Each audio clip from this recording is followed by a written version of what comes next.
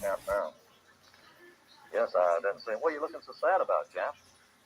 I'm surprised. I mean, I'm really insulted. That's not right, what you just said. What do you mean, what I just said? I mean, I'm getting a drink of water. I'm late getting home, but you talk. I said something about the greatest heavyweight champ, man. I'm a hometown man, and you talk about Joe Louis, man. Joe Louis wouldn't be nothing for me. Joe, I tell you, Joe, do you think you would have stood a chance with me? Well, ladies, one time during my career, I flown a Formula One tour. I would have been a bum compared to you.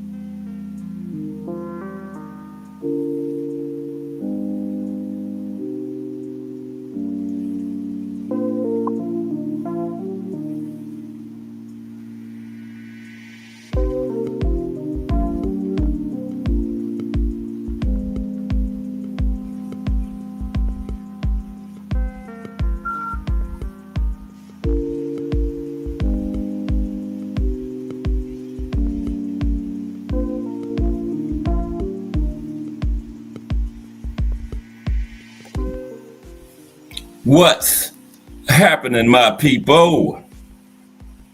It's Cast Sports again, back for another afternoon with the family. That's right. You know what time it is. If it's Monday through Friday, 2 p.m., it's the Boxtorian, bringing you all that boxing history. Boxing is the greatest sport of them all. That's why we love it. Can't get enough of it. Salute to everyone and welcome to another episode of Cast Sports, the Boxtorian. Today, boxing in Ireland. Boxing in Ireland. Salute Trump. How are you today? Welcome to another episode of Cast Sports, the Boxtorian. I know I said we was going to do Italy, but we're going in alphabetical order. And then, Ireland comes before Italy, but it's still going to be a good show. But has the family today. Appreciate everybody stopping by and supporting. Hope you enjoyed the show. Okay, we're going to go ahead and get started with our Fight of the Day segment, okay? So without further ado, today's Fight of the Day.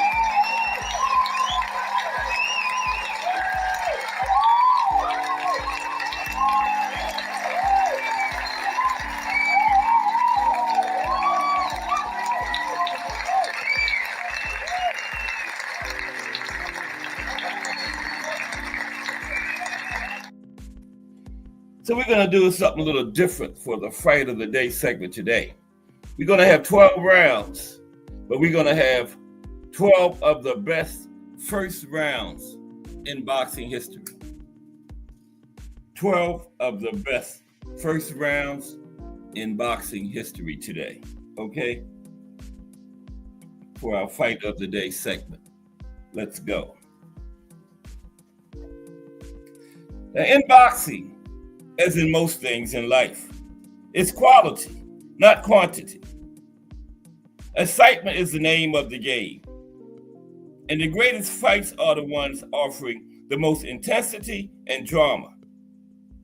Whether they last 1 round, 15 rounds, 12 rounds, or 10 rounds. But sometimes a pair of gladiators make a joint decision to get the proceedings off to a fiery start. And then the rest of the fight can have a difficult time living up to the opening act. So now we're going to look at the most thrilling and action-packed first rounds ever. The ones that mesmerized us either because they offer 180 seconds of intense two-way fireworks or shocking shifts in momentum, or both. Okay, let's check them out. 12 of the best first rounds in boxing history. Bruce Gas, Boxing, Jazz, and more. This is the anniversary of the Rumble in the Jungle. October 30th, yeah, it sure is. Appreciate you, Bruce Gas, Boxing, Jazz, and more in the building. Salute. Yeah, right now, for the Fight of the Day segment, we're going to look at 12 of the best first rounds ever. And you know, the first one that was surprising, Joe Frazier versus Jerry Quarry, because Joe Frazier seemed like he always lost the first round, but this one, he was in one of the best first rounds ever. Joe Frazier versus Jerry Quarry. Let's talk about that one. June 23rd, 1969. And when Bruce Gas said anniversary or the Rumble in the Jungle was Ali and Foreman. Frazier was in the Thriller in Manila. Yeah, this is the Rumble in the Jungle. Okay. Zaire. Okay.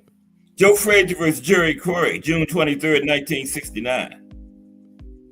An extraordinary 3 minutes of non-stop toe-to-toe warfare marked the beginning of the 1969 Fight of the Year between Irish Jerry Quarry and Smoking Joe Frazier, as the heavyweights, both packing deadly punching power, decided to test each other early, right away. The entire round could have been fought in a broom closet, as both refused to willingly surrender a single inch of ring space or take one step backwards, throwing and catching one huge shot after another, neither having a decided edge in an amazing 3-minute slugfest. And Frazier went on to win this one by 7th round stoppage. What's up, Mike Grimm? For the Fight of the Day segment today, Mike, we're looking at 12 of the best first rounds ever. The first one was Joe Frazier and Jerry Quarry. Yeah, Joe Frazier, the one who always lost the first round, but he was in one of the best ones ever, too. Okay, the next one is Manny Pacquiao versus Juan Manuel Marquez. The first round of this 4-round series might have been the best round of the whole 4 fights. Okay? Manny and Pacquiao, Juan Manuel Marquez. May 8th, 2004. How appropriate that one of the great rivalries of recent boxing history began with a blistering and unforgettable 3 minutes stanza. For much of it, Marquez was on the brink of disaster as he absorbed a series of power punches from the southpaw dynamo they called the Pac-Man. 3 times the Filipino blasted the Mexican to the canvas with his cannon of a left hand. But 3 times, Dinamita rose as he just barely survived round 1 of the Pacquiao-Marquez tetralogy 4-fight series. That was the first round of the whole 4. In testament to Marquez's skill and courage, he rebounded to win more than his share of the next 11 rounds and held Pacquiao to a draw. After going down 3 times in the first round, he fought his way to a draw. And after Marquez went down 3 times in that first round, one judge gave him every round for the rest of the fight except one. After he got up from those 3 knockdowns, one judge only gave Pacquiao 1 round after that. So yeah, Marquez got up and fought to a draw. Great fight to be getting that 4-fight series. Next, 12 of the best first rounds ever. Floyd Patterson versus Ingemar Johansson. This was March 13th, 1961.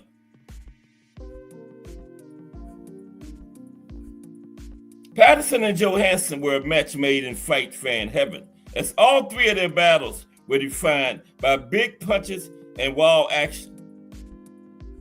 This is the last one here, fight 3.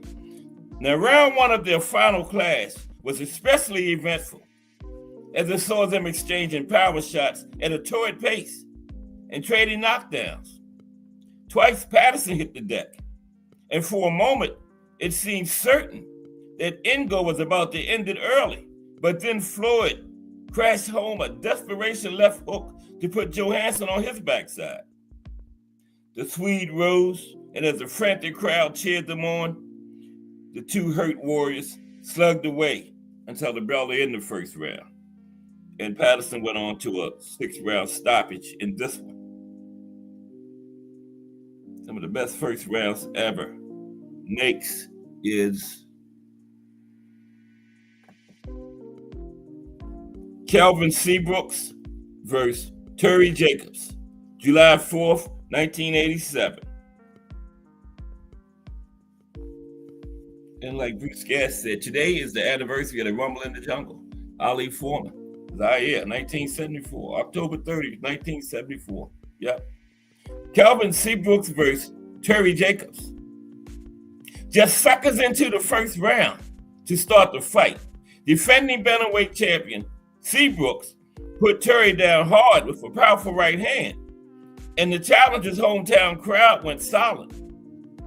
But Terry rose, and what followed was intense, non-stop combat until suddenly it was the champion on the canvas, courtesy of the southpaw's left fist. Seabrooks scrambled back to his feet, and Terry pursued as the crowd roared, and the champion soon found himself down a second time. The Frenchman pounded his wounded quarry all over the ring, but Seabrooks somehow survived the round before going on to break the hearts of the challenger's fans. Seabrooks went on to a 10th round stoppage. After that amazing first round. Here we got 12 of the best first rounds ever.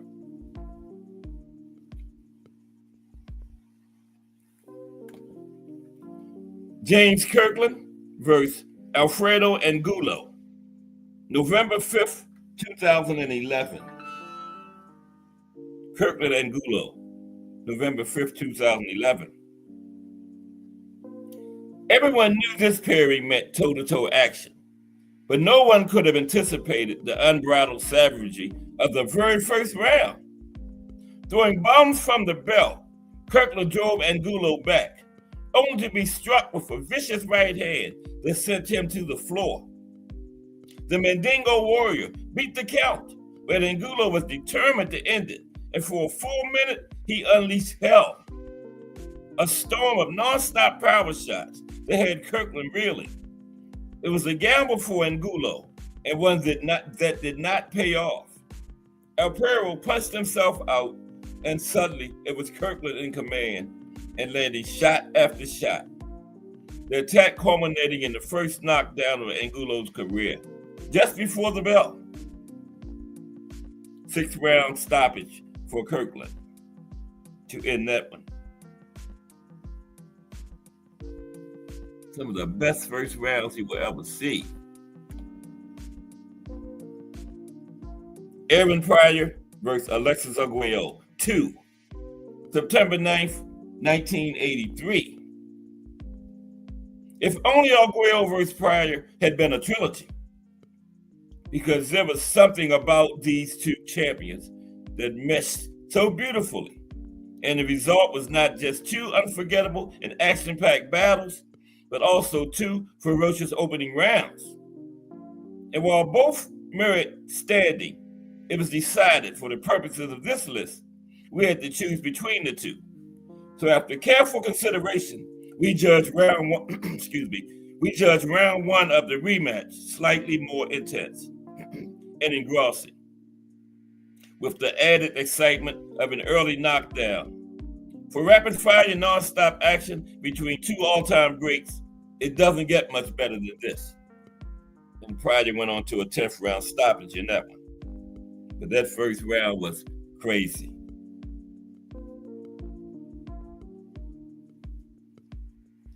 Okay. Ray Boom Boom Mancini versus Arturo Frias. Mancini Frias.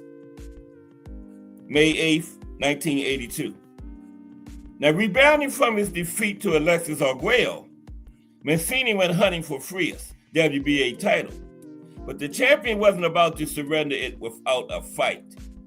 And in just under 3 minutes, Mancini and Frias gave fans as much or more action than most fights of 10 times the duration. As one writer put it, this was a whirlwind battle.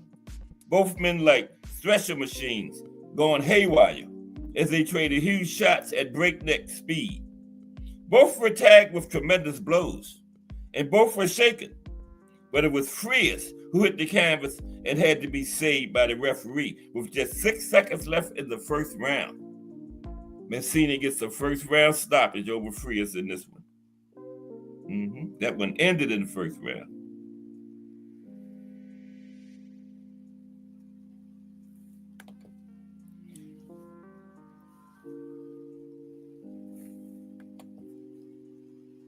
Benny Leonard versus Richie Mitchell, 2, January 14th, 1921. A truly legendary opening round. Champion Benny Leonard presided over perhaps the greatest lightweight division in boxing history, and one of the pugilists who made it so was Mitchell, his opponent, who was a dangerous puncher. Benny had beaten him once before and figured he could do so again, and quickly. He went for the knockout early and floored Mitchell 3 times in the first round, but then, to the shock of the Madison Square Garden crowd, the challenger rose from the third knockdown and promptly buried a left in the Leonard's belly, followed by a right to the head. But Leonard did recover for a 6th round stoppage over Mitchell in that one. But we're not finished though. Mitchell rose and buried a left in the Leonard's stomach and a right to the head. Down went the champion. And so hurt was the ghetto wizard that it was supremely fortunate to beat the count. The biggest chance of Mitchell's boxing life stood before him, a dazed and teetering Benny Leonard. But before he could strike, Leonard snarled at him and waved him in. With the crowd roaring, Mitchell, fearing a trap, hesitated and thus lost his chance to score what would have been one of the biggest first-round knockouts in all of boxing history.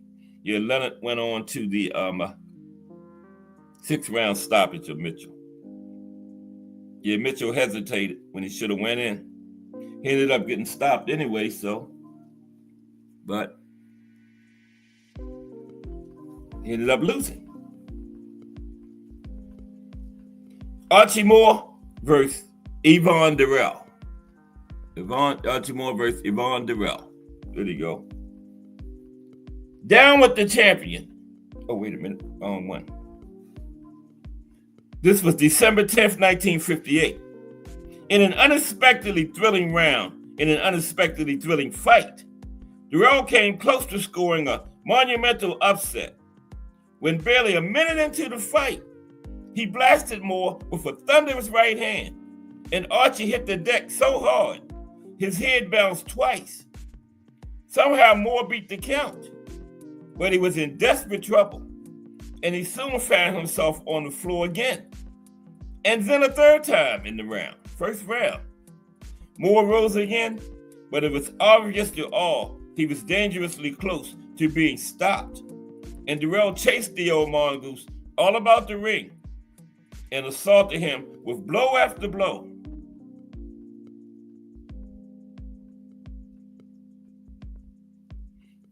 It appeared impossible that the former champion could survive, but somehow he did, as the crowd collectively held its breath, and as Archie staggered, skidded, and backpedaled in the wake of Durrell's attack.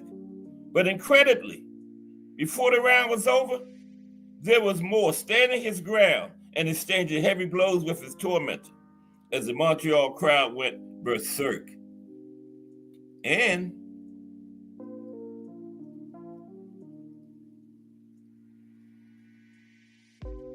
Archie ended up getting the 11th round stoppage in this one, after being dangerously close to being stopped in the very first round.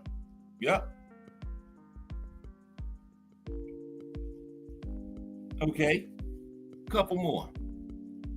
The best first round stoppages in boxing history. Michael Moorer versus Bert Cooper, May 15th, 1992. Moorer versus Cooper. 3 solid minutes of heavyweight carnage. Smoking Bert wasted no time getting down to business as he ambushed Moorer at the outset, driving the former light heavyweight champ to the ropes and scoring a knockdown just 40 seconds into the fight. But Moorer righted himself, and it was toe-to-toe mayhem before the tables were turned. And then, boom, it was Cooper on the mat. Moorer's follow-up assault was devastating, but incredibly, the round ended with Bert retaliating with heavy shots. Crazy, brutal stuff. And to think there were 4 more rounds to go. Without a doubt, one of the all-time great heavyweight slugfests. Yeah, it lasted 4 more rounds because Moorer got Cooper out of there in 5. Yeah, after that, they still went another 4. Non-stop action. But they never matched that first round. Now, if you're doing the best first rounds, it will be criminal. Criminal not to have this first round. Here, right here. Marvelous Marvin Hagler versus Thomas Hearns, April 15th, 1985. If you have even just a passing familiarity with boxing, you knew as you read down this list, as we was talking, that this now legendary 3-minute interval of explosive warfare had to be near the top. And you were correct. In the weeks leading up to their huge middleweight showdown, the mutual animosity between Marvelous Marvin and the hitman Hearns only intensified. And the pent-up anger and hatred meant both were primed to unleash their big guns right from the opening bell. And that is exactly what they did, both of them. In the first round, Hagler threw 82 punches, and the hitman threw 83. Virtually all of them fired with very bad intentions. What a war that was. What a round. Round of the year and 3-round fight of the year. And of course, Hagler got the hitman out of there in the 3rd round. And finally, one of the greatest rounds of all time. One of the greatest first rounds of all time was Jack Dempsey versus Louis Firpo, September 14th, 1923. I believe it was 10 or 9. I know Firpo went down 7 and Dempsey went down twice in the first round. And then Firpo went down again in the second round for the finish. So 9 in the first round and 10 altogether. So this is best first round ever to me. Arnie Boxing. Salute Arnie Boxing, Arnie 1. Yeah, for the Fight of the Day segment today, Arnie, we looked at 12 of the best first rounds ever. And this is number 1 here. Jack Dempsey versus Louis Firpo. September 14th, 1923. That was a doozy. More than a century has passed, but we're still waiting for an opening round that can top this carnage and whirlwind excitement that was unleashed when the bell for round 1 rang at the Polo Grounds in New York City for the heavyweight championship battle between the Manasseh Mauler and the wild bull of the Panthers. The sound of the bell was still echoing in the New York night when the two big heavyweights collided, and the first clean punch, a right from Firpo, put the defending champ on one knee, and Dempsey bounced up without a count. What then followed was sheer fistic mayhem. Sheer fistic mayhem. Contested before the advent of the mandatory 8 count, the action barely paused for a second, even when Firpo took one of his 7 trips to the canvas. The brave challenger would scramble to his feet, and the second his glove left the canvas, the wild battle resumed, because there wasn't no neutral corner or nothing. No standing 8 count. As soon as you get up, your challenger was standing right there by the referee while he was counting. As soon as you get up, right back on you, okay? So the minute your gloves left the feet and gloves left the canvas, the battle resumed. It was non-stop brawling and grappling and slugging. And then, just when it appeared Dempsey might prevail by first-round knockout, Firpo gathered himself and attacked, his potent right hand sending the supposedly invincible champion through the ropes and out of the ring. Dempsey barely beat the count and had to survive several more solid shots. The two exhausted warriors still exchanging deadly punches at the bell that ended the most thrilling and extraordinary opening round in boxing history. Don't believe it? Just watch the tape of this one. Yeah. 9 knockdowns in the first round. Firpo went down 7 times, and Dempsey went down twice, and then Firpo went down another time in the next round. Yeah, Mike said it was like hello to the entire fight. Yeah, that was really something. Yeah, that was the best first round ever. Okay, so now boxing in Ireland. I know I said Italy yesterday, but Ireland is before Italy. We're going in alphabetical order, remember? I-R-I-T, yeah, Ireland. I saw that last night. I said, okay, yeah. Ireland is first. Boxing around the world. Ireland today. Okay? Excuse me for 1 second. Well, I put this back over here. I'm going to need this again. But how's everybody today? Thursday afternoon.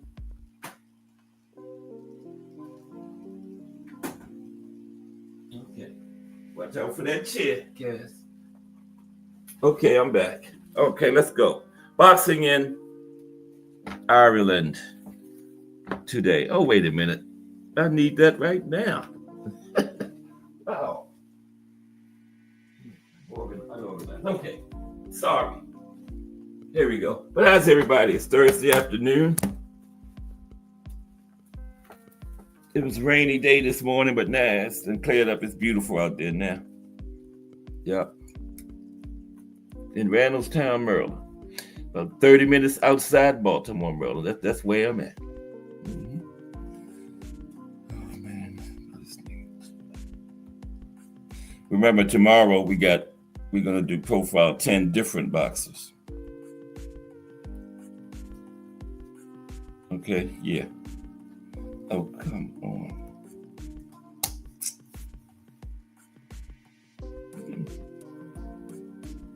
There we go. They always work perfectly till 2 o'clock. And when 2 o'clock get here, that's when the trouble starts. Yeah, but subscribe to these great channels too. Bruce Gas, Boxing Jazz, and more. Boxing Irony 1. Mm-hmm. Great boxing content. Both know their boxing history and current events going on in boxing. Both call fights too. Mm-hmm. Do an excellent job.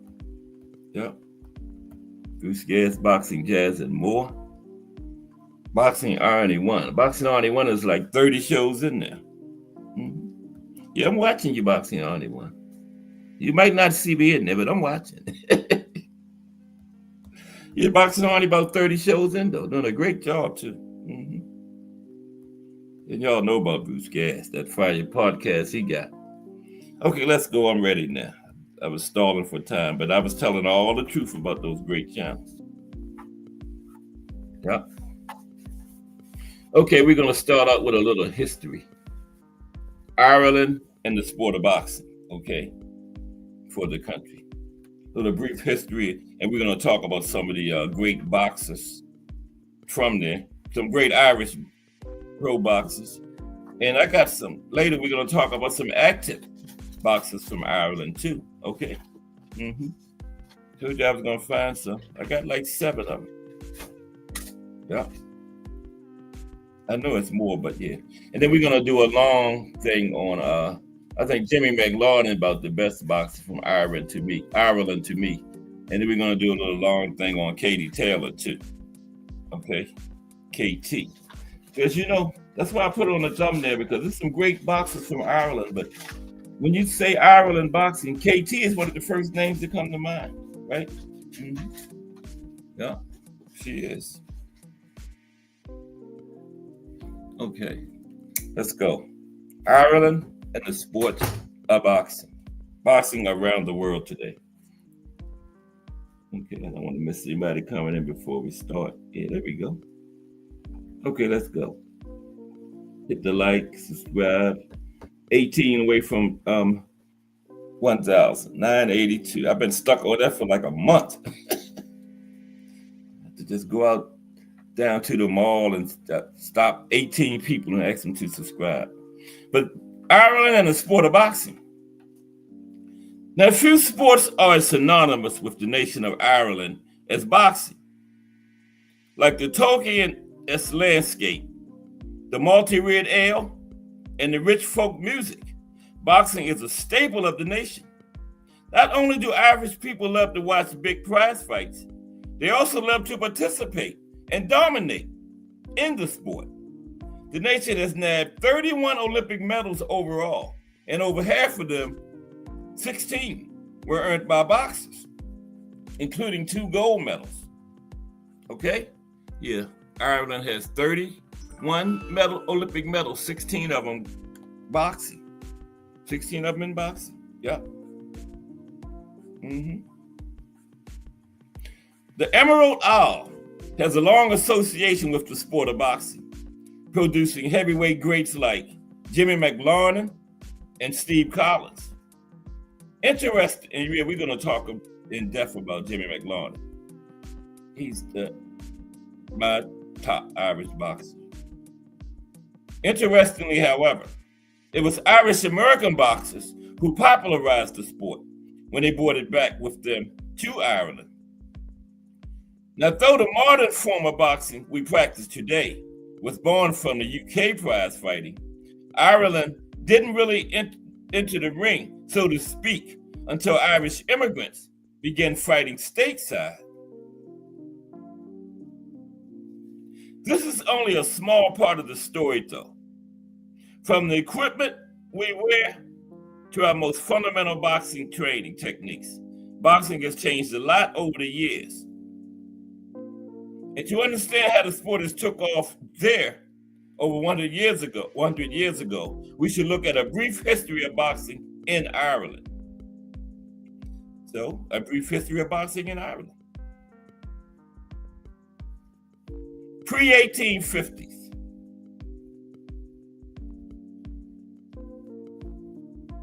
Boxing without gloves. Now, before the 1850s, boxing was in the midst of what's known as the bare knuckles era, no gloves required, which persisted in England until the London prize ring rules were established in 1838. The new rules carved out acceptable fighting behavior. This form of boxing spread widely among the British armed forces, police, and public schools of England. It is believed that boxing was introduced to Ireland during this time by members of the British Army.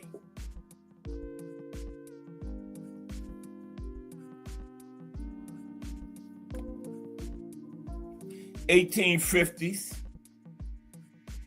Let me get up to the 1850s. Irish Americans learned to box. The Great Famine of Ireland sent over 1 million Irish people into mass migration. with many relocating to the United States. In Boston and New York, where the sport had already taken off, Irish immigrants began boxing as a hobby. In 1853, the Irish-born pugilist John Morsey won a fight against Irish-born bare-knuckle fighter Yankee Sullivan. That fight helped jumpstart the Irish-American obsession with boxing.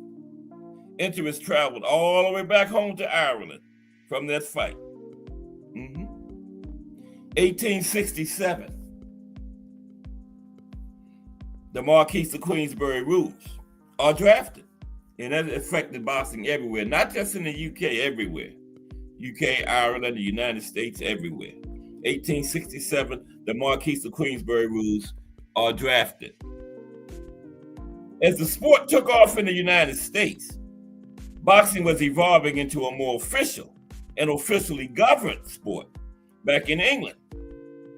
In 1867, the Marquis of Queensberry rules were published in an effort to make the sport safer and fairer. They were the first rules to mandate the use of boxing gloves in competition. These rules are still used today and even governed the headline-making Mayweather versus McGregor matchup in 2017. Fast forward to 1911. The Irish Athletic Boxing Association is formed. The first official boxing association wasn't formed until 1911 with the official creation of the Irish Athletic Boxing Association, or the IABA. In 1939, the IABA built the very first purpose-built boxing stadium in the world, the National Stadium in Dublin, which still operates under the IABA today. And we're going to talk about that. We're going to talk about some venues too later. Still in operation today. The organization serves as the national governing body for amateur boxing in Ireland to this day. To this day. 1914. War quells the sport. Independence propels it. In the early 1900s era Ireland and England, boxing was dominated largely by the armed forces. When both countries were called to duty at the start of World War I, as well as the subsequent Irish War of Independence, beginning in 1919, the development of the sport was put on hold. That when Ireland won independence, boxing again rose to popularity within the army. 1928, Ireland competes in the Olympics, okay? First trip to the Olympics, 1928. As an independent nation, Ireland became eligible to send a team to the Olympic Games in Amsterdam. In 1928, they sent 8 boxers to the Games, the first year they were able to do so. Unfortunately, the country didn't earn a medal in Olympic boxing that year. In fact, it would be more than 2 decades before they earned a medal in boxing, and over 60 years before they brought home a gold medal in the sport. Yes, the first one was a silver. Okay. So we're going to get to that too. Follow the script. 1952. Yeah, this is when they got their first medal in the Olympics. 1952. Ireland wins its first Olympic medal in boxing. Now, yeah, they had other sport. 52 was the first time in boxing because they started going to the Olympics in 28. Now, excuse me. In 1952, the Emerald Isle took home its very first Olympic medal in the sport with bantamweight competitor John McNally earning the country's its first Olympic medal, which was a silver. He was the runner-up. Bantamweight, he won the silver. So then 1992, let me take a drink. I can't get my throat right. Excuse me for 1 second, please. Okay, fast forward to 1992. Get ready to get their first gold now because they got their first medal was a silver, 52. Okay. What was his name again? John McNally competed at bantamweight. Okay. 1992. Ireland wins its first gold medal in boxing? Well, they probably had some, I keep saying first, but they had some in other sports. First in boxing was 1992. Finally, in the 1992 Olympic Games in Barcelona, Spain, Ireland nabbed its first gold medal in boxing, with Michael Carruth earning the welterweight title that year. They got the welterweight. So now let's look at the Fighting Irish, boxers who rule the ring. The Fighting Irish, some of the legendary Irish boxers who ruled the ring, okay? If only I knew where the cursor was at. There it is. Okay, yeah. There we go. Okay. Okay, so now that we have an understanding of Ireland's history with boxing, it's time to take a look at some of the prize-fighting pioneers who brought boxing into the limelight over the past 200 years in the country. Here are some of the most noteworthy Irish and Irish-born boxers in order of their birth. And some of these are Irish Americans who were born in the United States, but they all had Irish background. The legendary John L. Sullivan, born in 1858. That's John L. up there.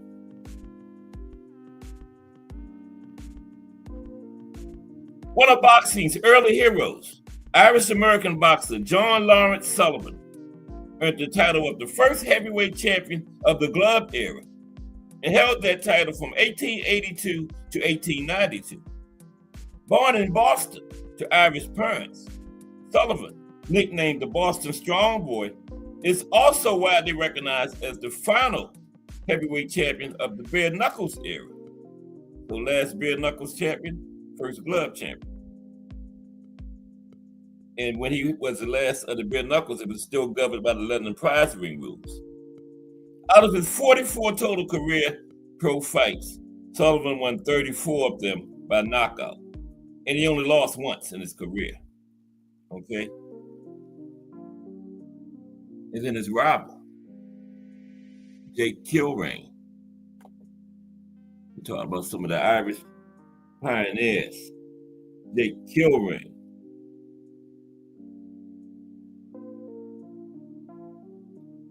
Let's be clear. Irish mean Republic of Ireland. Yeah, I'm really talking about both. I got both of them branched in here. Yeah. Both to answer your question, Define Arnie. Yeah. Yeah, I didn't distinguish, make no distinguish between them. Yeah. Both. Okay. So Jake Kilrain, born in 1859. Much like John L. Sullivan, Jake Kilrain was an Irish-American boxer who straddled the line between old and new era fighting, earning titles with and without boxing gloves. One of the pugilist's most famous fights was against Sullivan during the tail end of the bare knuckle period. The Kilrain-Sullivan matchup was listed as one of the greatest pre-modern era boxing fights in history. Although Kilrain lost the fight, he forged an impressive reputation as a hard-hitting scrapper. He was eventually elected into the Bare Knuckle Boxing Hall of Fame in Belfast, New York, and the International Boxing Hall of Fame in Canastota, New York. Yeah, Jake and John L. is in both of them, the Bare Knuckles and the International. Paddy Duffy, born in 1864. Paddy Duffy. Irish-American boxer Paddy Duffy was one of the earliest noteworthy pugilists to earn the nation its boxing reputation. Born in Boston to Irish parents, Duffy is thought to have picked up the sport around 1883. Although the welterweight died from tuberculosis at age 25, he earned his place in history books and in the International Boxing Hall of Fame for being the first world welterweight champion of the glove era. Duffy is said to have lost only 2 fights during his career. Yeah, he was the first welterweight champion during the glove era. This man here, Paddy Duffy. Yep.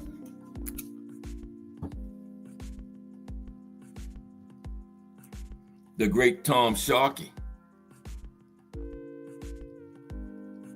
The great Tom Sharkey. There's Tom. Born in 1871. Tom Sharkey. Yeah, we're talking about some of the pioneers of Irish boxing right now. Okay? Tom Sharkey.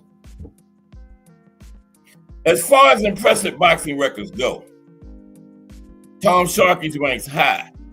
With 40 wins, including 37 knockouts, Sharkey crushed it in the heavyweight class of the early glove era.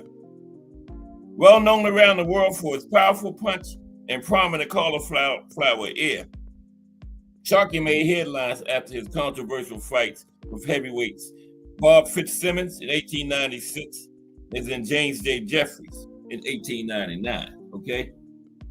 40 wins, 37 knockouts. Wow.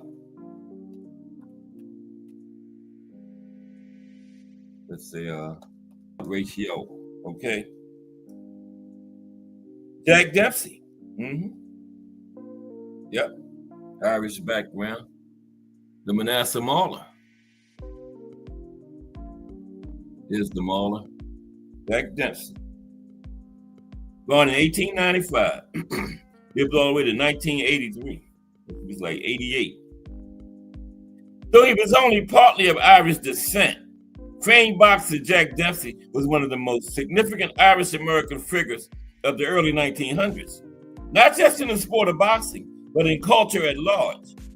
Nabbing 2 titles in light heavyweight and heavyweight classes, Dempsey was best known for his aggressive fighting style and extremely powerful punch. Becoming something of an American icon during the 1920s, Dempsey set several records in terms of earnings and attendance.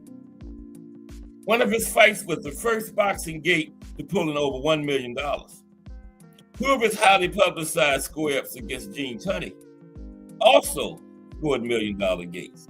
He was also in the first $2 million gates too. And speaking of Gene Tunney, yep, there's Gene. Born in 1897.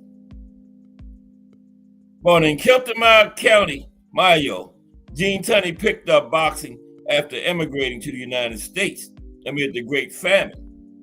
Tunney held the title of World Heavyweight Champion from 1926 to 1928, in addition to earning the title of American Light Heavyweight twice. To boxers, Tunney is best remembered for his highly technical style and his fast boxing footwork. His legacy is also marked by his well-publicized rivalry with Harry Greb and his 2-time defeat of Jack Dempsey, also of Irish descent. Let's talk about Jack. James J. Braddock. We're just talking about some Irish boxers right now. James J. Braddock, the Cinderella Man. Well, Irish background. A lot of them were born in the United States. Now, though his most famous nickname was Cinderella Man, boxer James J. Braddock was also dubbed the Pride of the Irish. Braddock was born to Irish immigrants in New York City, where his early ambition was to play football at Notre Dame. As chronicled in the 2005 Oscar-winning biographical drama, Cinderella Man, Braddock suffered several hand injuries as a result of boxing and was forced to work as a longshoreman to support his family in the midst of the Great Depression. Despite this, the boxer made a huge comeback, and spoiler alert, won the heavyweight title against Max Baer in 1935. Yeah, we're going to talk more about this next Jimmy McLaurin in a minute. So we're going to go on past him, but we're going to go in depth on Jimmy. He's, I would call him the, no doubt, one of the very best Irish-Canadian boxers. Jimmy McLaurin earned himself 2 welterweight world championship belts and the title of 3rd greatest welterweight of all time. Because he didn't know where he was born, he had 2 nicknames, the Dublin Destroyer and the Belfast Spider. Yeah, because he didn't know whether he was in Northern Ireland or Republic of Ireland, irony boxing. So he had the Dublin Destroyer and the Belfast Spider. He had a nickname from both of them, right? Yeah. Okay. So then, believe me, he was either from Dublin or Belfast.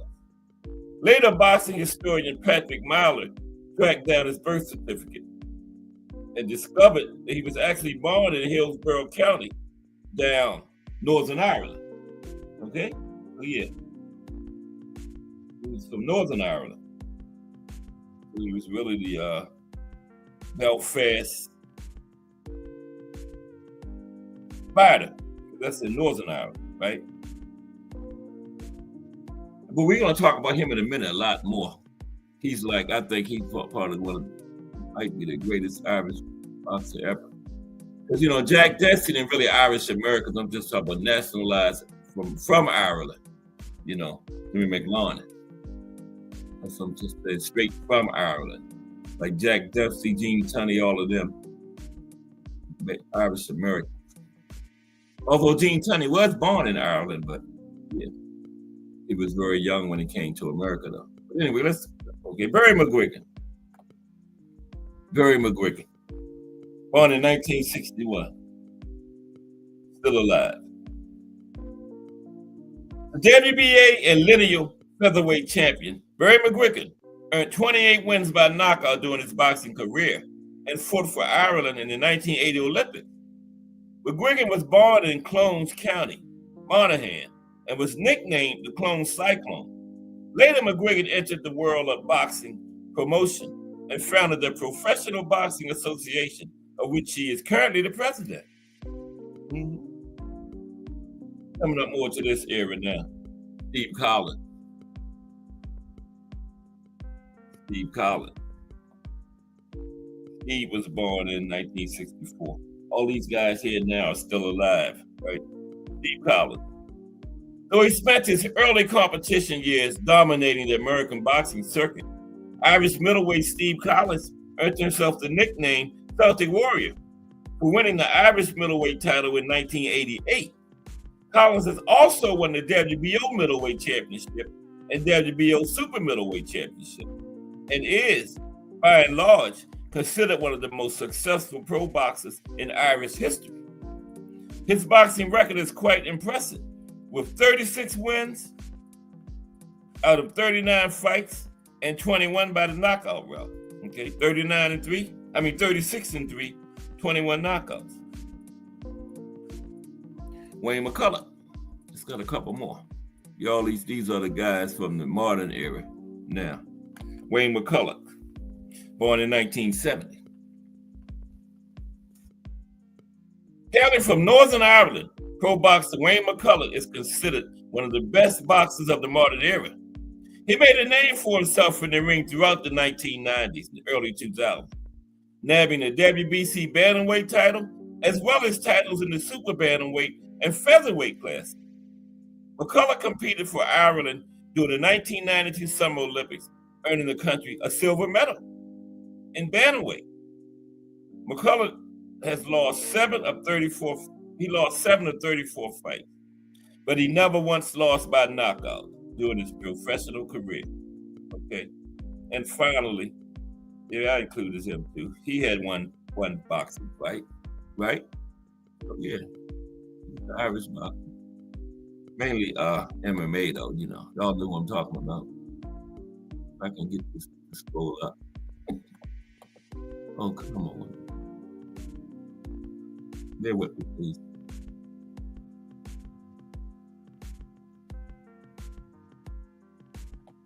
There we go. This guy. Conor McGregor. Born in 1988. Although he's mostly known as one of the top fighters in UFC, his record of 18 wins by knockout has earned him the featherweight and lightweight titles. McGregor isn't just an MMA monster. He's also technically a pro boxer. At least after squaring up against Floyd Mayweather Jr. in 2017, during a fight dubbed the biggest fight in combat sports history, the spectacle earned McGregor over $100 million, making him one of the highest paid fighters around. Excuse me. Competing for SBG Ireland, McGregor was born in Dublin and was raised in the working class neighborhood of Crumlin. He is undeniably one of the most famous and most recognized fighters of modern day when you talk about combat sports as a whole, right? And not just in Ireland, throughout the entire world. Yeah, Conor, throughout the world. Okay, so let's land the plane on this segment. Recognizing the Irish for contributions in boxing. The above list is by no means comprehensive, and there are many more title-earning greats that hail from Ireland. As you can tell, there's no denying that the country has had a serious impact on the world of boxing, especially in America. The land's ability to produce great boxers isn't a coincidence. The best fighters of Irish descent share an undeniable tenacity, scrappiness, and commitment to making it to the top. The sport of boxing owes a lot to these Irish and Irish-American trailblazers of the squared circle. Okay, Mike Mazik, salute, Mike. Boxing in Ireland today. Okay, so now we're going to take another look at Jimmy McLarnin and KT, Katie Taylor, because, I think Jimmy McLarnin is about the best boxer to come out of Ireland. So let's take a look at him, and then we're going to take a look at KT, because, when you think of Irish boxing, KT is one of the first names that come to mind. Okay, so let's take a look at there's a drunk Irishman right there. What's up, drunk Irishman? I was just thinking about you. He said McGregor old house in Crumlin is only 5 houses from me. Wow. 279 Captain's Road. All right. So the drunk Irishman is over there when we was talking about McGregor's old house is only 5 houses away from you. All right. Salute, drunk Irishman. Yeah, I was just thinking about you when I was getting ready to get started last. I wonder where the drunk Irishman is at today. And there he is. I got ESPN. Not ESP, I got ESPN. Okay. Well, let's talk about Jimmy McLarnin now. Sorry. Okay. Yeah, I got ESPN. Extrasensory perception neighborhood or something, I don't know. Let's talk about Jimmy McLarnin in one moment. One of the greatest Irish boxers. All right, man. Anyway, we're going to get to Jimmy in one moment.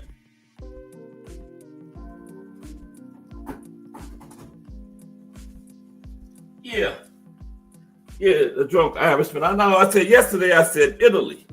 Then after the show, I looked at. I'm supposed to be going in alphabetical order, and Ireland comes before Italy, right? So I said, oh yeah, it's Italy. Italy be next week, right? Got to keep it in the right order, right? Yeah. Okay.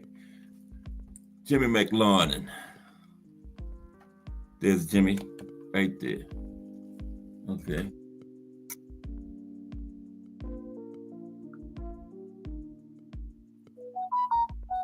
Jimmy McLarnin, babyface. Okay? Excuse me. I can't get my throat back. Okay, here we go. Jimmy McLarnin, babyface. Yeah, the drunk Irishman. I never did make the connection that you was actually in Ireland all this time. But salute.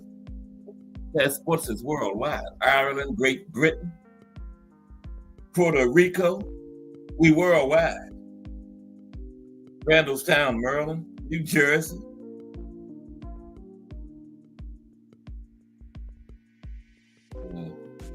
Massachusetts, Rhode Island, we worldwide. Okay. Jimmy McLarnin.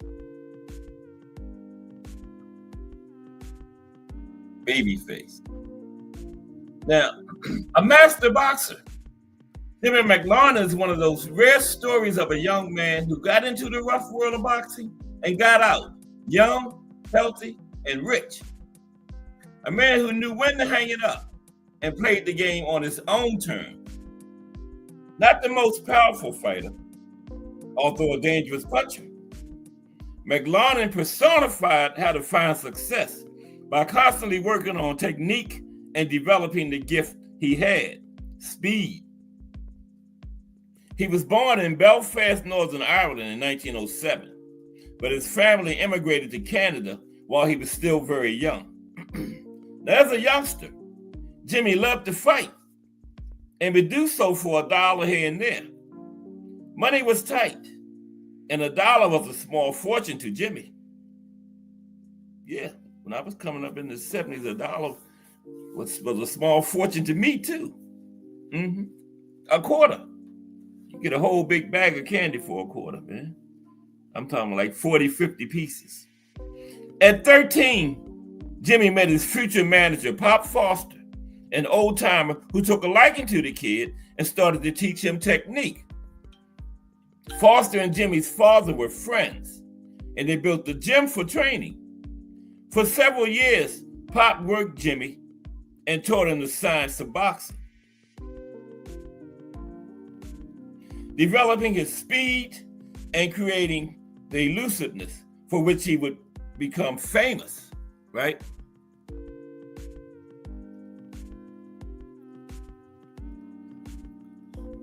Okay. One moment, please.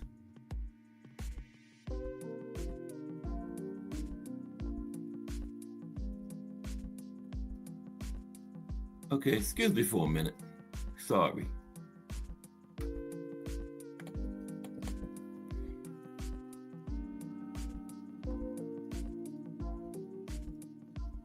Yeah.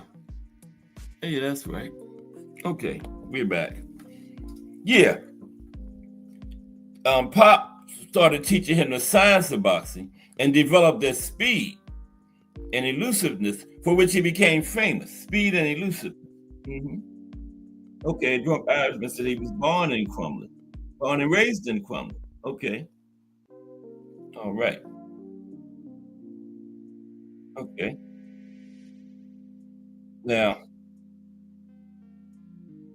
while still only age 16, McLaren headed out to California to start his career in 1923. He lied about his age and told everyone he was 18. Now, McLaren admitted later that he hated lying, but they were desperately poor and needed money fast. It took 3 months around San Francisco before he got his first fight and started a number of 31 consecutive wins. Okay? His first real test, however, came the following year in a set of 2 fights against the future flyweight champion, Fidel LaBarba. Now, McLaren got a decision in one fight, and the other was a draw. Both were 4-rounders. Jimmy later said that LaBarba was a tremendous puncher, and on a few body shots, he felt as if all his teeth were being pulled out. But by sticking and moving, he survived LaBarba. He beat him once, and he got a draw with him. Okay? Sure did. It is him and Pops right there. The old timer, I think that's Pops. Is that Pops, Drunk Irishman? The old timer I was talking about, the trainer? Yeah, that's got to be Pops. Yeah, but he survived LaBarba, beat him once and got a draw with him the second time, and LaBarba became champion. In 1925, Jimmy went on a tear. He decisioned tough flyweight champion Pancho Villa on July 4th, knocked out future welterweight champion Jackie Fields in November in 2 rounds, and beat future bantamweight champion Bud Taylor in December. Although Jimmy went on a foul and would lose to Taylor the following year. So by 1927, McLaren was stepping into the ring with Lewis Kid Kaplan, a tough fighter who had just won the featherweight title from Danny Kramer. Pop felt that Jimmy was not ready for this level of competition, but they were not at a point to pick and choose. The Jimmy felt that he could run from Kaplan as necessary, But in the first punch of the fight, Kaplan broke Jimmy's jaw. For the first time in his career, McLaurin hit the canvas. Kaplan continued to put Jimmy down, but each time, Jimmy got up. By the fourth round, Kaplan was starting to tire from punching. McLaurin and Pop instructed, he was starting to tire from punching Jimmy. And Pop instructed Jimmy to move in when he starts to throw the hook and hit him with a right hand.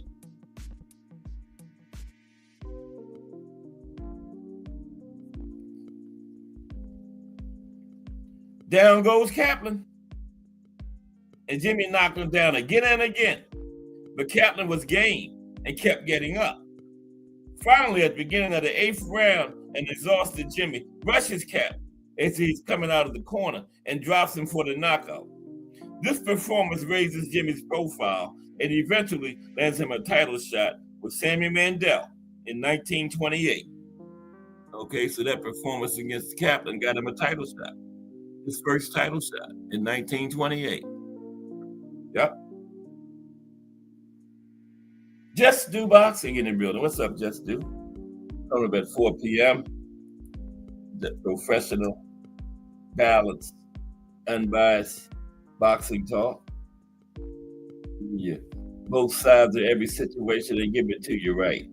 Salute Just Do Boxing in the building. Boxing in Ireland today. We're talking about one of the greatest Irish boxers ever right now, Jimmy McLaurin. Get ready to go for his first title shot. Okay?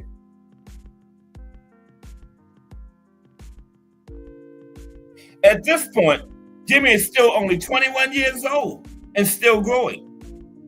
He had a difficult time making weight for the Mandel fight and lost a 15-round decision. So he decided to move up to 140 pounds. And over the next several years, he beat Ray Miller, Mark Sargent, Sammy Leonard. And while Benny Leonard, Benny Leonard was one of his boyhood idols. Sammy Baker, right? Now, young Jack Thompson and Billy Patrol. In 1932, I got a little ahead of myself. In 1932, Jimmy fought one of his boyhood idols, the Ghetto Wizard, Benny Leonard. While Leonard was well into his 30s by then, he gave Jimmy fits early in the fight before succumbing to a 7th round knockout, after which he retired. Jimmy knew that if Leonard had been a few years younger, it might have been a different story. Okay, yeah, Jimmy knew that. Yeah, he caught Benny at the right time. Okay. In 1933, Jimmy got his shot at the welterweight title and made the most of it, knocking out young Corbett, the third in the first round. Jimmy's reign as a champion was fairly short-lived, though, as he began a series of fights with Barney Ross in the spring of the following year. It is him and Barney. No, that's not Barney. Barney's back there somewhere. We passed Barney. But he began a series of fights with Barney Ross. Okay. BBO Sports TV in the building. What's up, BBO? Hashtag STN. Boxing in Ireland today. We're talking about Jimmy McLaurin now. Great, legendary Irish boxer. Okay. Yeah, Jimmy's reign as champion was fairly short-lived, though, as he began a series of fights with Barney Ross in the spring of the following year.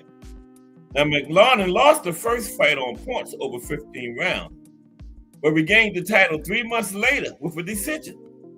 He lost the title back to Ross with yet another points decision in May of 1935.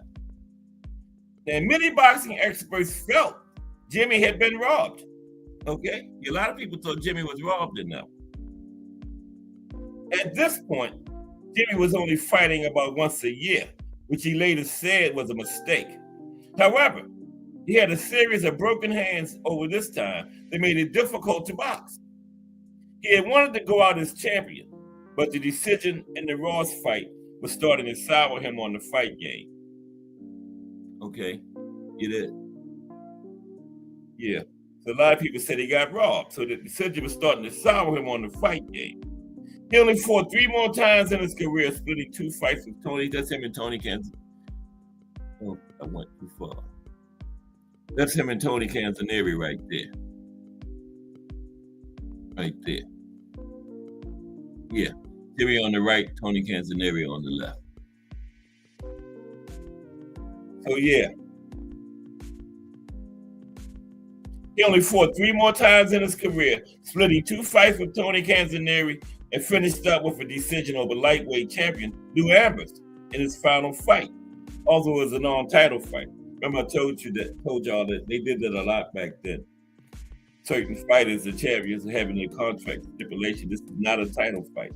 In his last fight, he beat the champion Lou Ambers, but it was a non-title fight. And he wanted to go out as champion, remember? And that was it right there. But I mean, that's something. He didn't go out as champion, but he did beat the champion in his last fight. It was a non-title fight, so that's something, right? Mm-hmm.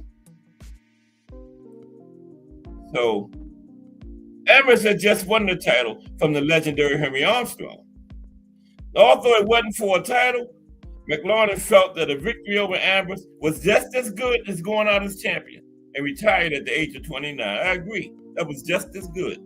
You beat the champion in your final fight, but he was too scared to put the belt on the line against you.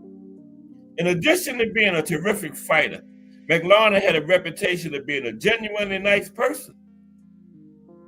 This lesson he claimed to have learned from the great gentleman Jim Corbett, who was a regular visitor to his training camp. McLaurin had great personal success outside the ring after his career, starting several businesses. He was a great success story of a young man who made the most of himself through sacrifice, dedication, and hard work. His career record was 62 wins, 11 losses, 3 draws, 20 by way of knockout, okay? For a total of 76 fights. He was inducted into the International Boxing Hall of Fame in 1991. Not bad for a kid that retired at age 29. Jimmy passed away on October 28th, 2004. Jimmy McLaurin. Now let's go to KT. Because you know when you think of Irish boxing, KT is one of the first names that come up. Right? KT. Katie Taylor. That is. One of the greatest women boxers ever.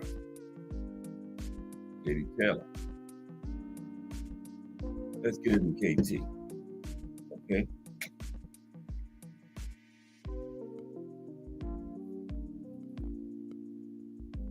Katie Taylor, the true superhero of women's boxing. Okay? The true superhero of women's boxing. 3:15. Wow. I only been on here like 10 minutes. Damn. Where does time go to? Okay, let's go. Because we still got to get into I got like 7 active Irish boxers that's actively fighting right now. Like Callum Smith, Michael Conlan, you know. And I got a nice story when Ali went over to Ireland and had a fight too. We still got 45 minutes. We're gonna get it in. What's up, BBL? Now, Katie Taylor's been fighting for all of her adult life and a large part of her childhood. She had to fight for the right to compete in Ireland and then again for the right to compete at the Olympics. She succeeded against enormous odds and continues to set an amazing example to others at an incredibly difficult time for Irish boxing, making her not just a national hero, but a true superhero. Taylor was born in 1986 in Bray, a coastal town just 12 miles south of Dublin. The Taylor family were poor, as Katie told The Guardian boxing site, or told The Guardian in an interview. We wouldn't have had a lot of money growing up. We were a very, very poor family living in the toughest area. But God chose our family and did something with it. I have 2 brothers and 1 sister, and we all became successful. But nobody would have looked at our family or our house and thought success will come to them. There's a young Katie right there.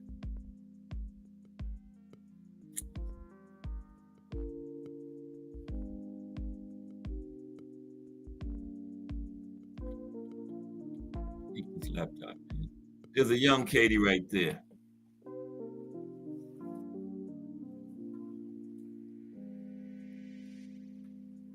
Okay.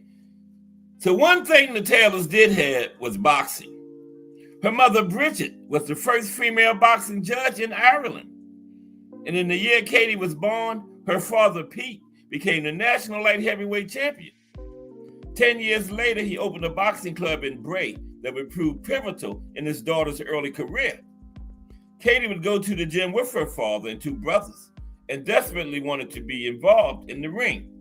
But there was no option for a girl to get involved in boxing in 1990s Ireland, as women's boxing was prohibited at all ages, and there was nobody for her to fight.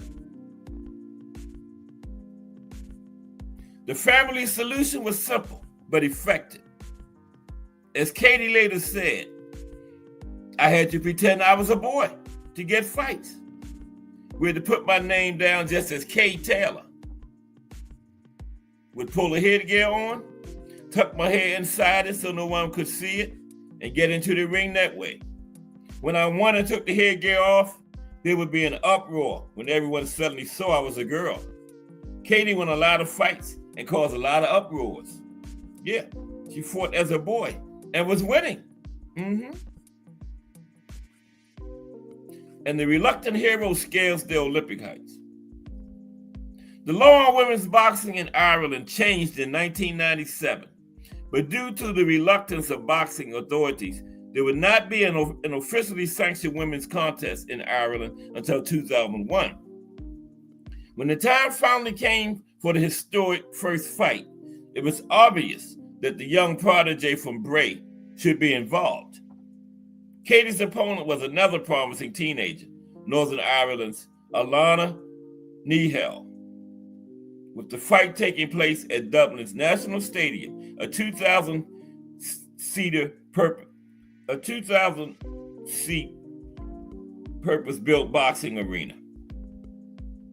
Katie later recalled the enormous pressure of the fight, saying in 2019, I was quite aware it was a history-making fight because of the attention it was getting in the media beforehand and afterward. I remember being quite nervous on the day because I realized how huge it actually was. 2 years later, she told The Guardian, the hardest part was the media interview.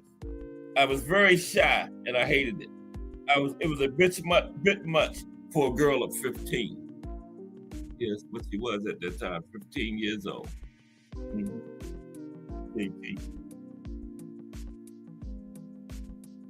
Defeated her rival. She fought that's not her Natasha there, but she fought Natasha Jonas at the London 2012 Olympics. And both of those women went on to very successful pro careers. Both of them still active. Now, Taylor won the contest on points. Okay, yeah, we talked about the fight where she was very nervous, got all the media attention. Katie won the contest on points and went on to dominate women's amateur boxing.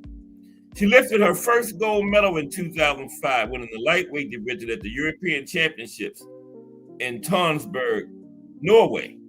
And the following year, she became world champion at the same weight in New Delhi.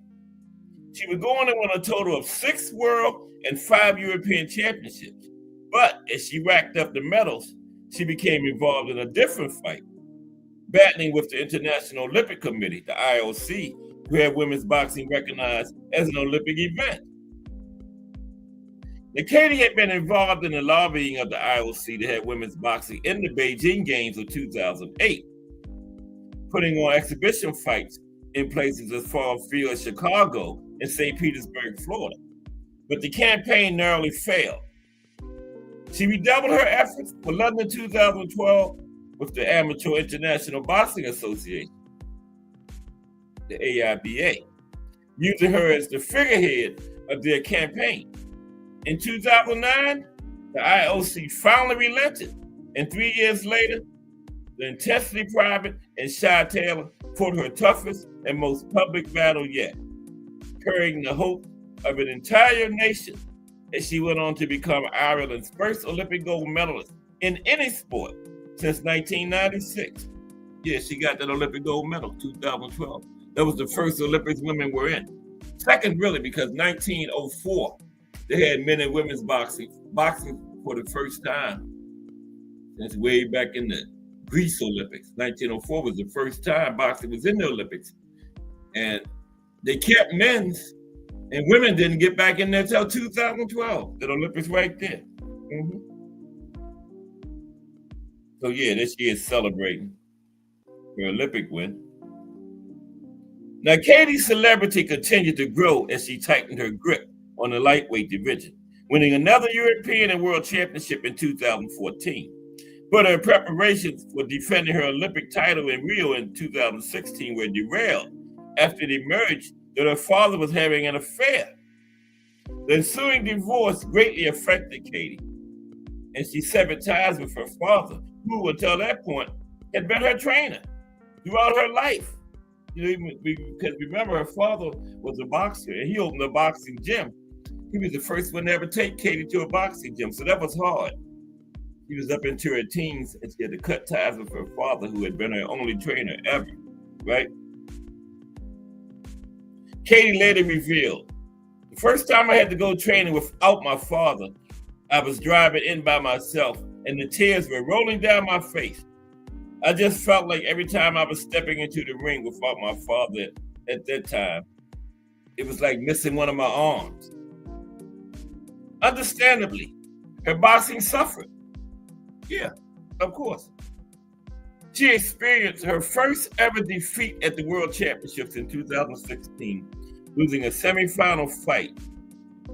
It would go on to suffer a controversial quarterfinal defeat in Rio, although there's been doubt placed on the validity of that result, with allegations of widespread corruption leveled at boxing officials. Yet she lost the one in 2016 for the gold medal. This would be the end of her amateur reign and the low point of her career. The true superhero of Irish boxing, so she turned pro. 3 months after that defeat in Rio, Katie turned professional, and it took her less than a year to become a world champion again, claiming a WBA belt from reigning champion Anahi Esther Sanchez. I should have just said Esther and left that first name off. Esther Sanchez. By June of 2019, she had unified all 4 major world championship belts, claiming the title of undisputed lightweight champion of the world by defeating the formidable Belgian Delphine Persoon. I thought Delphine won that. Both of them. Against Katie. But Katie got it. Yeah, Katie was, they was building her then, and she was the money in women's boxing. And anything close, she was getting the decision. Didn't matter who, whatever. It was close, Katie was getting it at that time. This time, too, they cheated Amanda Serrano 3 times. But anyway, Katie has gone on to defend that title. She went on to defend that title 7 times. Put her ahead of the likes of George Foreman, Joe Frazier, Floyd Mayweather Jr., and Lennox Lewis in the list of most unified title defenses in her professional career. That has seen her when she won 21 straight fights. And many of those fights took place on undercards, away from the limelight, right? But that cannot be said of the 2022 title defense, widely regarded as the biggest fight of the year for men or women. Yeah, that was this one here. I was just talking about how they cheated Amanda. Oh, that's not it. I don't know why this thing keeps jumping around. There we go. Yeah.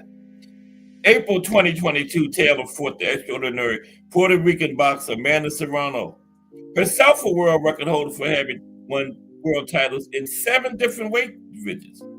The hugely anticipated fight, billed simply as for history, was the first ever women's boxing fight to top the bill at Madison Square Garden. The ticket revenue of $1.4 million was the highest for any event at the Garden since the end of the COVID-19 pandemic. And the worldwide audience of 1.5 million people smashed all previous box office records for a women's fight. Okay? This wasn't just a landmark for women's boxing, but it's been widely hailed as the most prestigious fight of 2022. Katie's narrow victory over Serrano meant that she was recognized as the best pound-for-pound female fighter in the world. And then they fought 2 more times, and they cheated Amanda 2 more times. But now he stopped. They fought 2 more, and Katie won. Okay.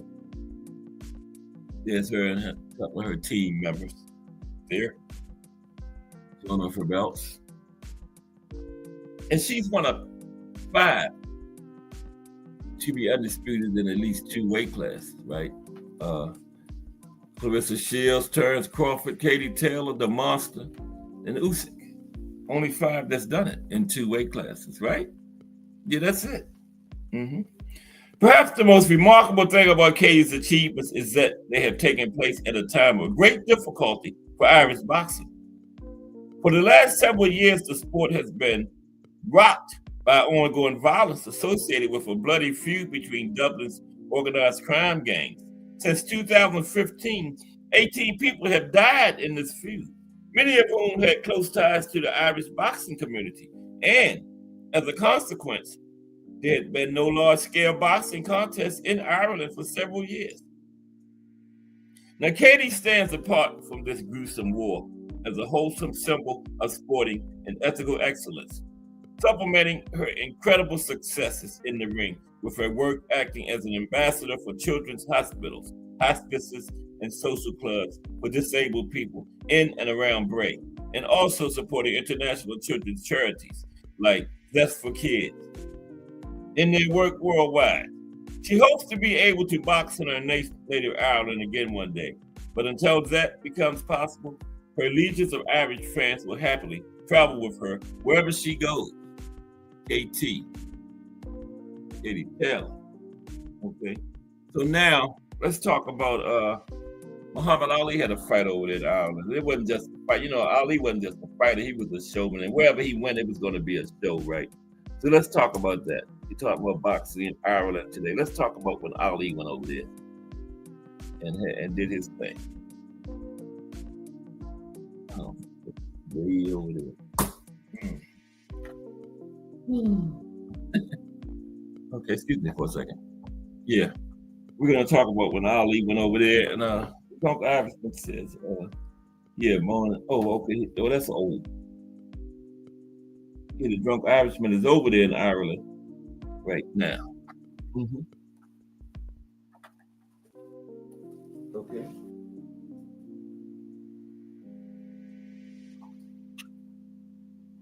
I think he said he's like 5 blocks or something where Conor grew up. Conor McGregor grew up or something like that. Okay, let me see. Okay, yeah, we're gonna talk about Muhammad Ali when he went over there and fought. I'm gonna tell you he fought in a minute too. Yeah, Drunk Irishman was born and raised in Crumlin, and 5 houses down from McGregor's old house, 279 Captain's Road. Okay. Yeah. Okay. Appreciate you, Drunk Irishman. All your support.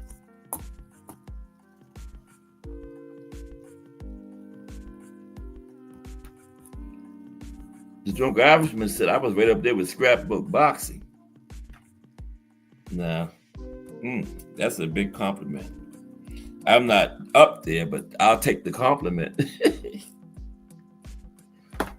You know, scrapbook boxing is the man. He up there with Bruce Gass and Joe and all of them. But I'll take the compliment, though. Yes, sir. Oh, yeah, when Ali thrilled Ireland, okay? That's what this piece is called. When Ali thrilled Ireland, because you know wherever he go to fight, it's going to not just be a fight, it's going to be a show. Especially when he was overseas somewhere, you know. It's going to be a show. Had the greatest shook up Dublin. Okay. He fought somebody named Jones or something like that. Here we go. Let's take a look at it.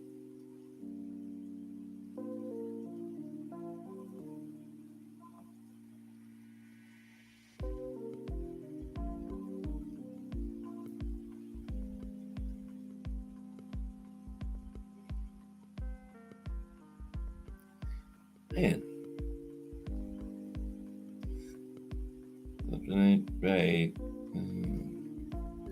Bear with me. I don't know what's going on, but we're gonna get it. Don't worry about that.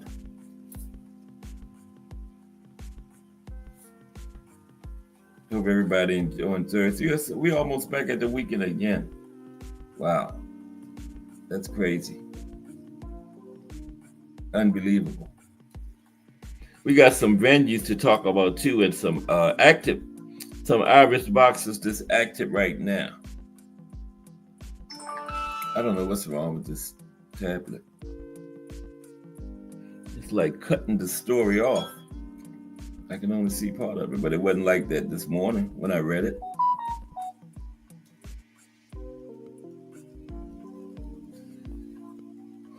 When Ali thrilled Ireland. Good piece too.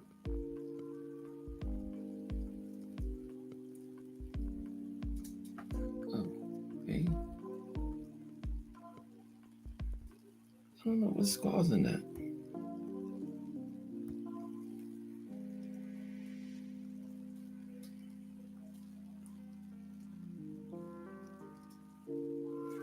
Let me try it again. There it is. Had to go out and come back in. If nothing else fails, go out and come back in. Okay, here we go. Oh, yeah. When Ali thrilled Ireland, had the greatest shook up Dublin. Now, Ali was arguably the greatest fighter who ever lived. He was blessed with an irresistible mix of speed, skill, charisma, intelligence, and courage. But he was always far more than simply a fighter. He transcended sport. The Rumble in the Jungle, which today, like Bruce Gass pointed out earlier, today is the anniversary of the Rumble in the Jungle, October 30th, 1974. Muhammad Ali versus Big George Foreman. Now, the Rumble in the Jungle, the Thriller in Manila, Muhammad Ali was involved in some of the most iconic fights in boxing history, overcoming greats of the ring, including Big George Foreman and Smoking Joe Frazier. While it is fair to say that Ali, versus Al Blue Lewis at Croke Park in Dublin may not roll off the tongue like those historic battles, the legend of Ali's visit to Ireland in 1972 grows with each passing year. He fought a guy named Al Blue Lewis. Never heard of him. I know Bruce Gass has Al Blue Lewis. But I'm going to find that and watch that later on. Al Blue Lewis, okay? Now, after losing to Joe Frazier in March of 1971, Ali went on something of a world tour, fighting 13 times in 6 countries before defeating Frazier in a rematch in 1974. The promotion was the brainchild of a character from Curry named Buddy Sugrue. As Cork-born author Dave Hannigan explained, Buddy Sugrue was known throughout Ireland as a circus strongman whose alleged claim to fame was pulling double-decker buses by a rope in his teeth. He was also a publican in London, he said, pulling double-decker buses by a rope in his teeth. He was also crazy. No, I added that part. Now, it was this idea to bring Ali to Croke Park, and it was so outlandish a notion that the Dublin journalists laughed at him when he first announced his intention. Okay, they laughed at him. Like, yeah, right, Ali ain't coming over here. Irish roots. But despite the skepticism, the fight was arranged for July 19th, 1972. As soon as he got off the plane at Dublin Airport, Ali, ever the showman, immediately captured the heart of a nation by announcing that he had Irish roots. Your Technique was saying something about that a while back. The technique that asked me to do this show in Ireland a while back, but I saved it for when I got to the Isles for around the world. But when Ali got to the airport, he announced he had Irish roots. Between 1850 and 1880, 100,000 people left Ireland for North America. One such immigrant was Abe Grady, who left his native Ennis in County Clare sometime in the 1860s. In Kentucky, he met and married an emancipated slave. A century later, Abe Grady's great-grandson, Muhammad Ali, touched down in Dublin. So his great-grandfather was Irish. That's what Technique had told me a while back, too. Mm-hmm. Yep. Yeah. Again, I was like, yeah, right, Technique to myself. Okay, yeah. But Technique was 100% right. Just like D1 was right about Tank being champion in 3 weight classes simultaneously. Mm-hmm. Ali's great-great-grandfather was Irish. Emigrated to the United States and then married a former slave. And one of Ali's parents came from that union. Grandparents, because he was his great-grandson. Now, in the week leading up to the fight, it was typical of the man, Ali met people from all walks of life in Dublin. That's what he did, yeah. He mingled with the people. He spent time with celebrities, including actor Peter O'Toole, and playfully sparred with director John Huston, whose boxing movie Fat City was screened with both Ali and Lewis in attendance. Mm-hmm. He also met politicians, including Jack Lynch in Leinster House, and politician activist Bernadette Deborah. The Cork Examiner newspaper commented on how popular Ali had proven with politicians in Ireland. Not since the late President John F. Kennedy was in Dublin in 1963 has a visitor from abroad been given as big a welcome at Leinster House as that accorded to Muhammad Ali, the newspaper said. As the tales continue to grow of Ali's week in Ireland, it can be difficult to separate fact from fiction.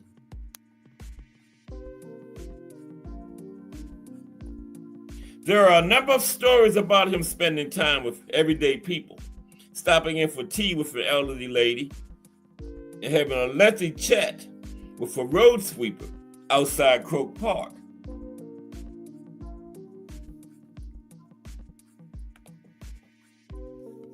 There he is right there with director John Huston. I think Huston was making a movie at that time or something over there. Hurling lesson. A meeting was also arranged between Ali and one of Ireland's leading sportsmen, hurler Eddie Keir, who gave him a tutorial in hurling. Keir later reflected on the difference in Ali's private and public persona.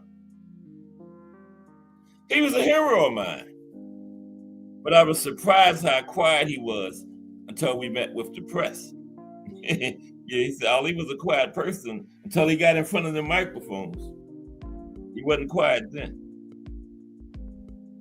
Ali recorded an advertisement for the Irish Tourist Board, extolling the virtues of the Emerald Isle, but remarking on how rough hurling and Gaelic football were.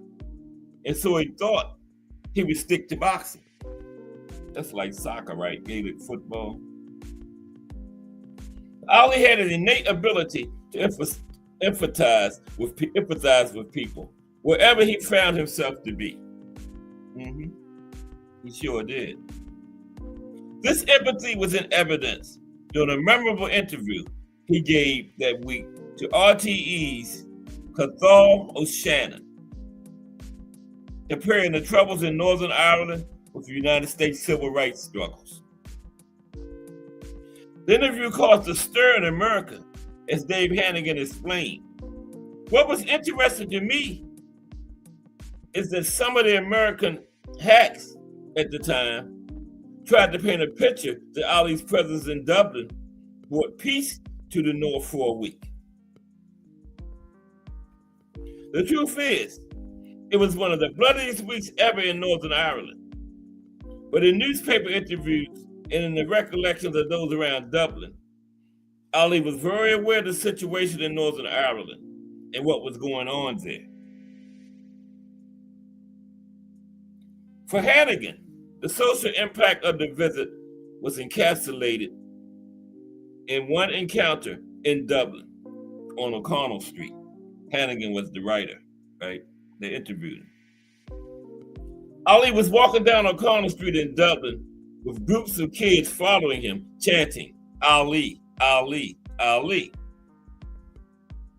At a time when Dublin was one of the whitest cities in Europe, this icon comes along and is welcomed so warmly that some in Ali's entourage says that the reception he received compared only to two other places, Atlanta and Harlem.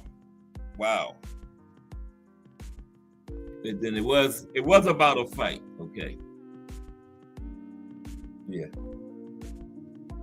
There's him and Al Blue Lewis doing the fight, okay? They actually did have a fight.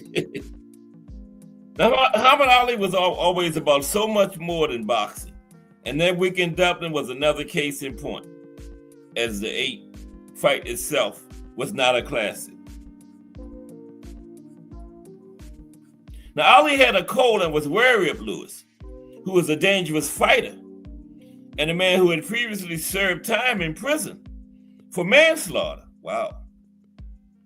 Ali, who prior to the fight had predicted that his opponent's chances of winning lay somewhere between slim and none, eventually won by TKO in round 11. So the legacy. In 2009, Ali returned to Ireland to visit Ennis in County Clare, the hometown of his ancestor, Abe Grady, where he was granted the freedom of the town. The huge crowds who came out to meet him were testament to his enduring appeal.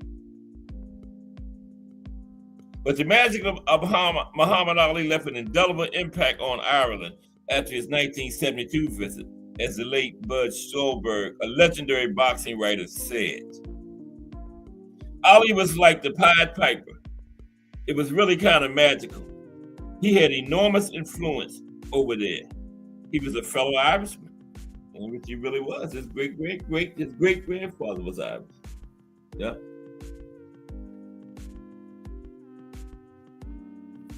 Okay, so let's get in these active Irish fighters. Okay, just want to talk about them real quick, since we was going to talk about some venues. That's Ulster Hall. Did I say that right? Ulster Hall, classic venue over there in Ireland. Still hosts fights, I believe. Okay, the first active fighter is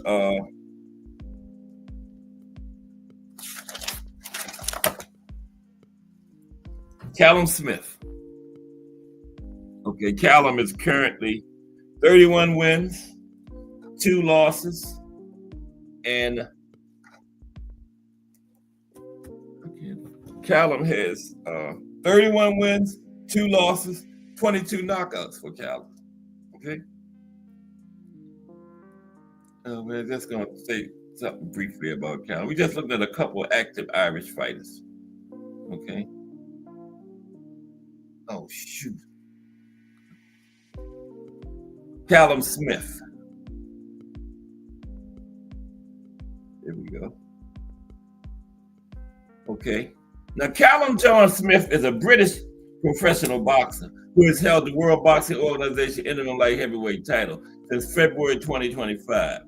From 2018 to 2020, he held the World Boxing Association and Ring Magazine super middleweight titles. Smith's amateur career was notable for his victories in national and international competitions, which helped him develop a refined technique and tactical approach to boxing.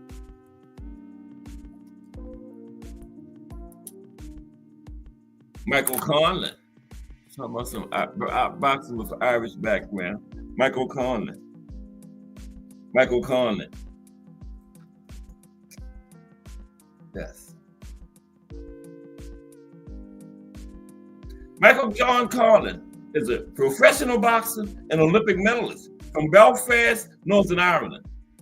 Conlon is a two-time Olympian, winning bronze in London in 2012 and qualifying for Rio in 2016. He did not medal in Rio, but he was in that Olympics. He also won a World Championship gold medal in 2015. Conlon turned professional in 2016 after a controversial loss in Rio. He's had title opportunities against Leigh Wood and Luis Alberto Lopez, but lost both. Michael Conlon. Okay. A couple more. We have next one is, these are some active Irish boxers. Okay. Joe Ward. Here's Joe. Joseph Ward, Irish professional boxer.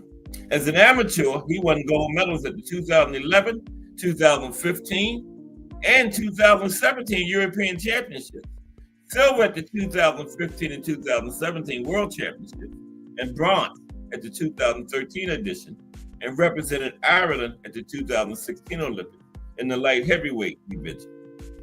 Joe Ward. Joseph Ward. Okay. Got a couple more. Next one is Pierce O'Leary. I gotta hit the microphone. Right. Yeah.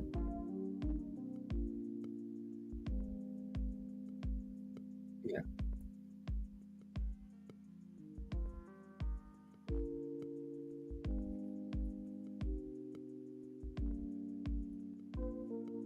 Okay, let's see. Try it again. Pierce O'Leary. Oh, there he is. Okay. Do the short thing.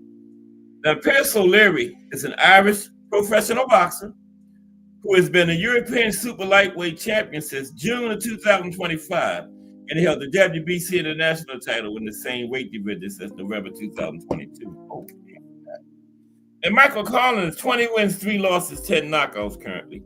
Joe Ward currently has 12 wins, 1 loss, 8 knockouts. And Pierce O'Leary is 17-0 with 9 knockouts. Okay.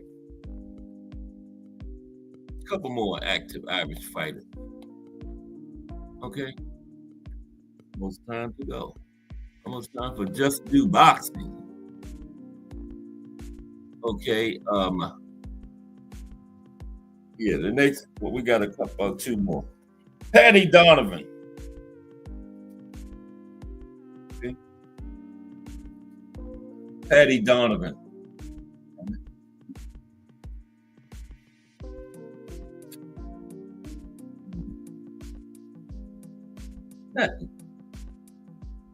I said Paddy. I didn't say no damn Paddy. Oh, excuse me.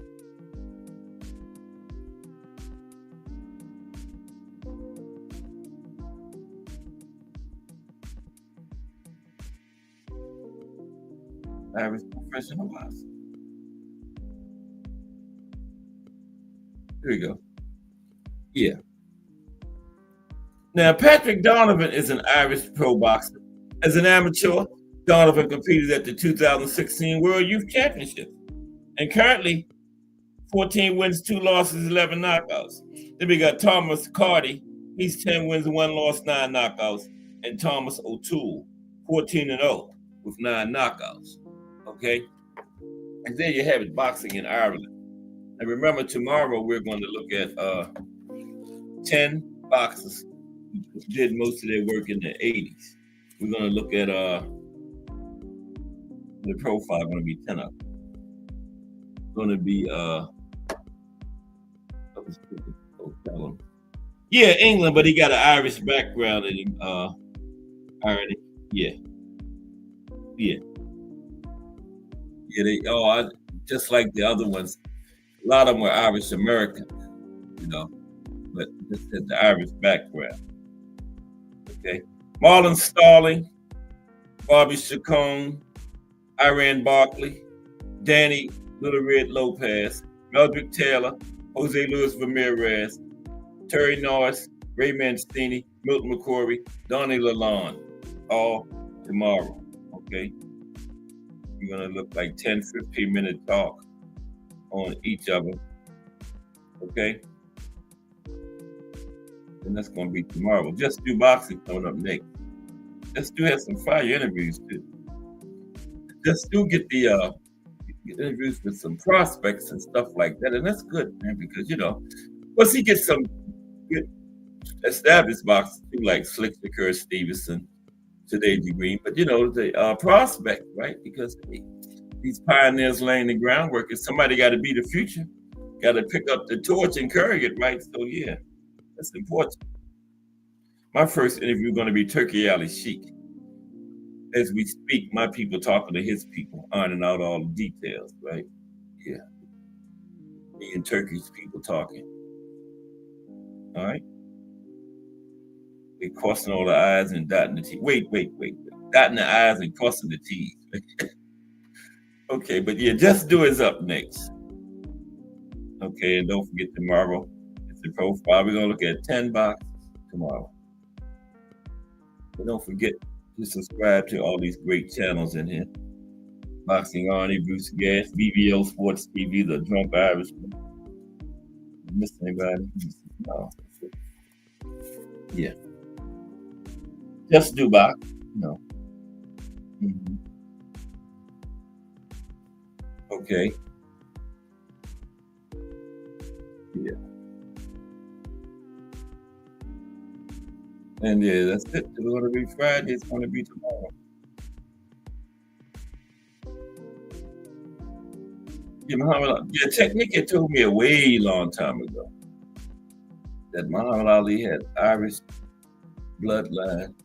Yeah, his great-grandfather immigrated to the United States and married an ex-slave, went to Kentucky. And Muhammad Ali came from that union. Great-grandfather.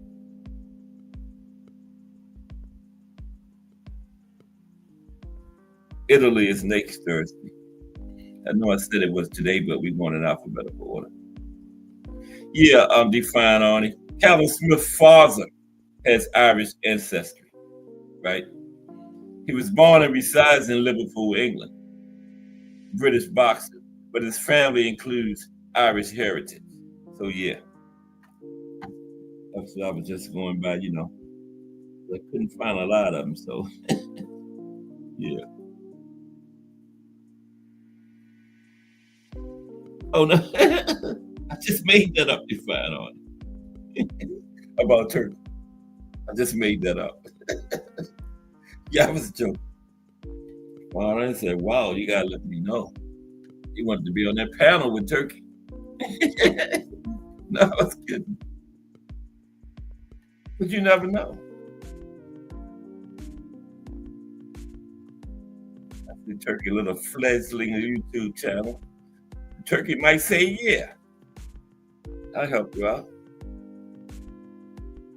I can't pay you though.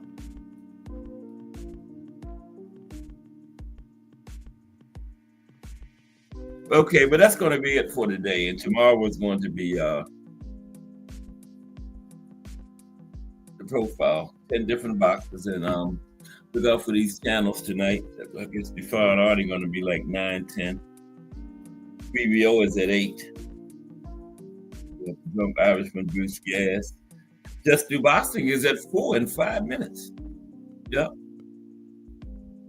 I appreciate everybody once again for your support. It's always appreciated. Hope you enjoyed the show, Boxing in Ireland, today.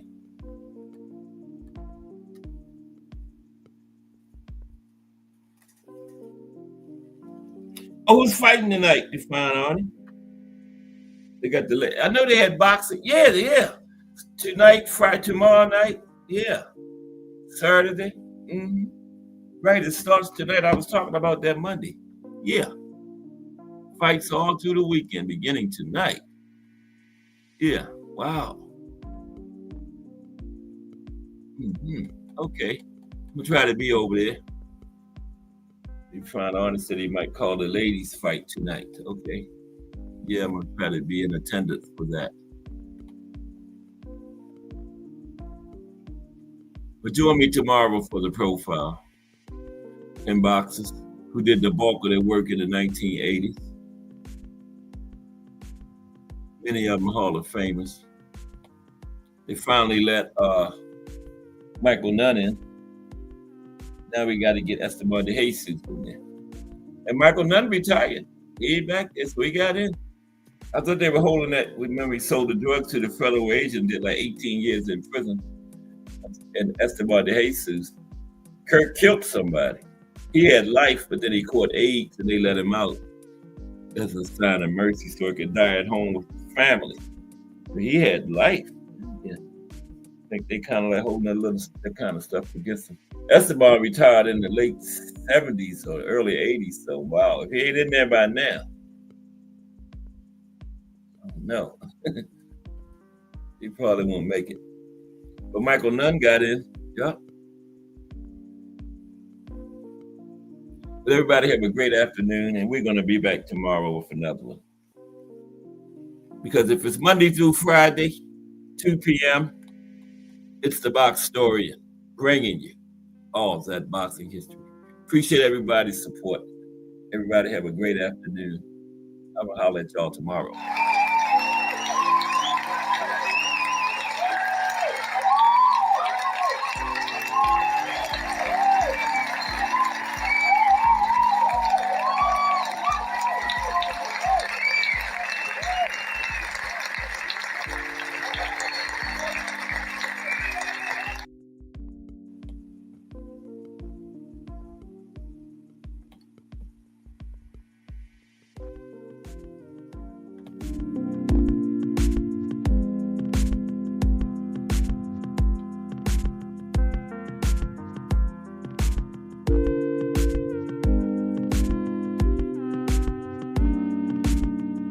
Oh, that's right, Mayor. Yeah.